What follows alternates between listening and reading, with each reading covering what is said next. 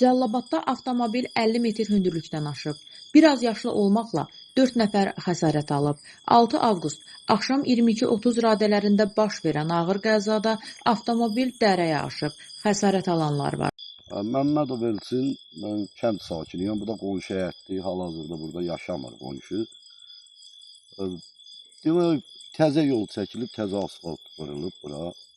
Yəqin ki, surətdir də hadisəndə. Oradan bura təxminən 50 metr. Demək, 50 metr bu yuvarlanıb gəlib düşüb də bu maşın bura. Mən çıxanda artıq bu maşın buradaydı, burada dayanmışdı. İçində də 4 nəfər, yəni biri az yaşlı olmaqla, biri körpə idi, bir yaşı olar olmaz. Səhv eləmirəmsə qız uşağı.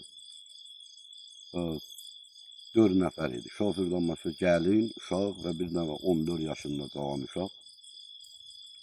Biz də yəni, hadisəni gördük, gəldik, bir kənd sakini kimi, hampa kimi, el kimi, vətəndaş kimi əlimizdən gələn elədik və onların çıxmasına da biz yardım elədik. Şoför özü çıxmışdı, amma gəlinin uşağı ilə o az yaşlı uşağı, 14 yaşlı uşağı çarpmaq bizim köməkliyimizlə. İzmediazın verdiyi xəbərə görə hadisə rayonun Sultankənd Zəhmətabad avtomobil yolunda qeydə alınıb.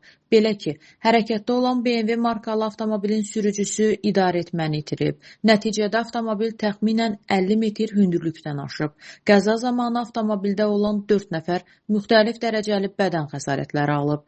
Yaralılar hadisə yerinə cəlb olunan təcili tibbi yardım briqadaları tərəfindən xəstəxanaya hospitalizasiya olunublar. Onlar yardımlı rayon sakini 1980-ci il təvəllüdlü Elbrus Fərmanoğlu Qafarov, Sumqayıt şəhər sakinləri 2003-cü il təvəllüdlü Zəhra Əlizamin qızı Qafarova, 2012-ci il təvəllüdlü Samir Qafarov və 2025-ci il təvəllüdlü Məryəm Məmmədov olublar. Faktla bağlı araşdırma aparılır. Marif Arifoğlu, Samirə İsmailova.